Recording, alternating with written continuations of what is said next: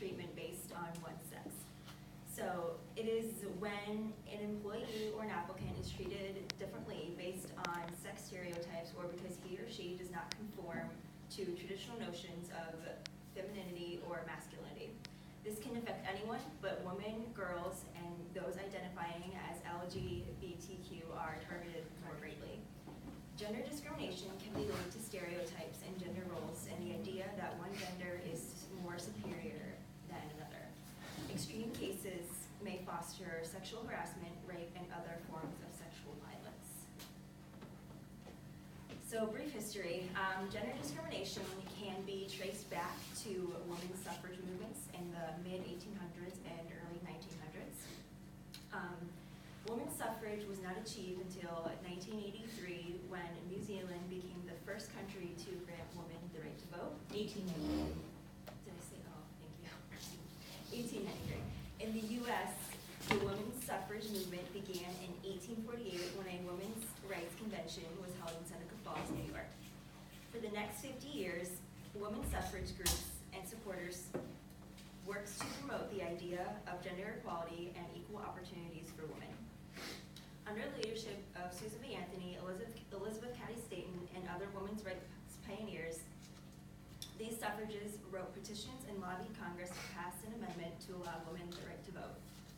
After many years of these efforts, women finally gained the right to vote in the U.S. when the 19th Amendment was made to the Constitution in August of 1920. However, the discrimination and inequality was far from over. Okay, so women in the workplace. Women continue to face discrimination in the workplace every day, and they are vastly underrepresented at every level.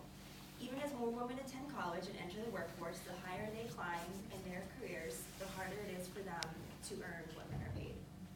So here are a few statistics overviewing women in the workplace. Approximately 42% of women have reported they earn less than their male colleagues who occupy similar job titles. Men hold 62% of manager positions compared to women's 38%. In 2018, women made up 48% of entry-level employees, but only 38% of managers, 34% of senior managers or directors, 29% of vice presidents, 23% of senior vice presidents, and just 22% of C-suite executives. For every 100 men promoted to management positions, only 79 women moved up into similar positions. These statistics are not varied because women are leaving the workforce at a different rate. Reports show that both men and women are entering and stepping away from jobs at nearly identical rates. All right, so some statistics again surrounding LGBTQ discrimination in the workplace. So those identifying as LGBTQ are also facing discrimination in the workplace. So 1 in 4 LGBTQ employees report experiencing employment discrimination in the last 5 years. 53% of LGBTQ employees report that discrimination has negatively affected their work environment.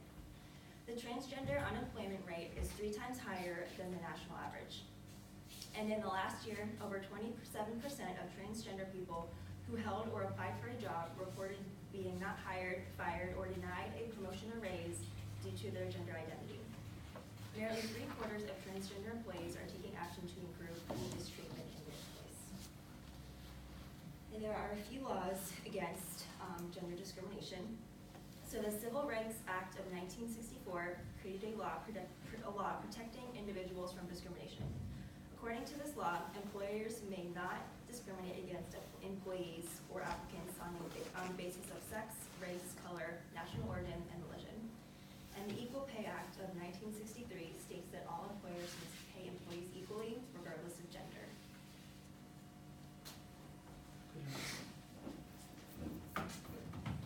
Alright, so examples of gender discrimination in the workplace. So in the workplace, there are many examples of gender discrimination. The first example is hiring. Hiring, as you know, is a tough process generally for everyone, even us college kids looking for a job after we graduate. However, women have it the toughest. The key example of this is here is on the board. So you apply for a job as a sales executive. Although you have the experience, excellent qualifications, you are not hired because some of the company's longtime clients are more comfortable dealing with men. This states how men have a closed eye, just like I said earlier, on how women perform in the work field, how they communicate information, and just their overall presence of them being around. Firing is also a major source of discrimination in the workplace. Many women who go up and beyond their required tasks at work are more likely to get fired than the men who just simply meet to standard requirements. In my eyes, that's just not fair. According to the blzjournals.com, women who have gotten released by their work see a 24% salary decrease with their next job, but men have a positive increase at 1.3%, which ties in with the next slide you're about to see. Don't click it yet. Okay. Promotion is another major discrimination factor for women. A study by leanin.org found that women are 15% less likely to get promoted over men. With women's salary as low as it is, it's hard for women to provide for their families without a few promotions from where they started. Thank you.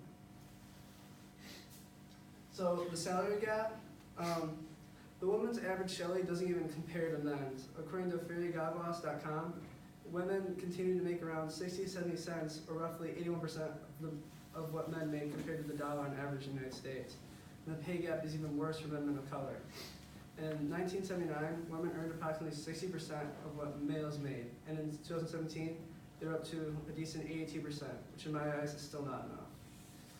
According to Pew Research Center, the pay gap has stayed relatively still over the past 15 years. The same study revealed that 42 of the women having experienced gender discrimination in the workplace, and 25% of employed women state they also earn less than male coworkers performing the same tasks or jobs. Women with these low salaries cannot provide for families and themselves in some extent. Hopefully in the future, women's salaries will be right up there with men's. It's still an ongoing problem that needs to get fixed. So sexual harassment. Sexual harassment is one of the most common scenarios for gender discrimination in the workplace. This happens more than people know, with bosses telling women not to speak of it, or they might just get terminated. According to the Equal Employment Opportunity Commission, 25% of women have experienced sexual assault or harassment in the workplace. That number, however, could be higher due to women being scared to share, voice their feelings about the conditions around them. This number could be closer to 85%. For women who have shared their opinions and expressed feelings about sexual discrimination, you are not alone.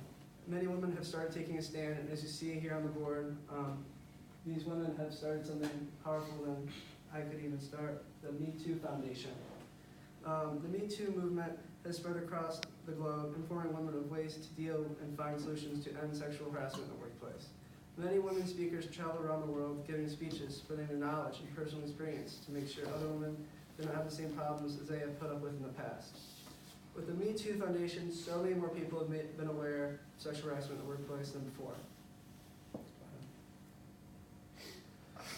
So why strive for equality in the workplace?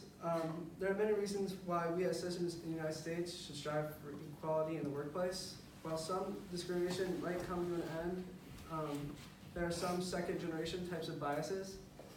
Second-generation discrimination, according to Excite.com, is powerful yet often invisible barriers to women's advancement that arise from cultural beliefs about gender, as well as workplace structures, practices, and patterns of interactions that favor men over women. With more equality in the workplace, our country can grow as a whole. On the board are a few examples. So better national economic growth, increased national productivity, stronger reputations for companies, increased inflow and qualified candidates for jobs, and better role organization and communication for the corporations. So what equality in the workplace should look like? My bad.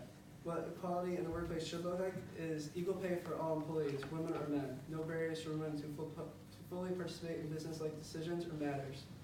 No discrimination about women's outside world, for example, family or caregiving matters, and equal opportunities for leadership roles. I feel that we as a country should let women take on more responsibility in the workplace. We could become an even more dominant country and show other countries who discriminate how powerful women are and can be. So on the board, the questions we have is, how can companies provide equal opportunities for every gender in the workplace?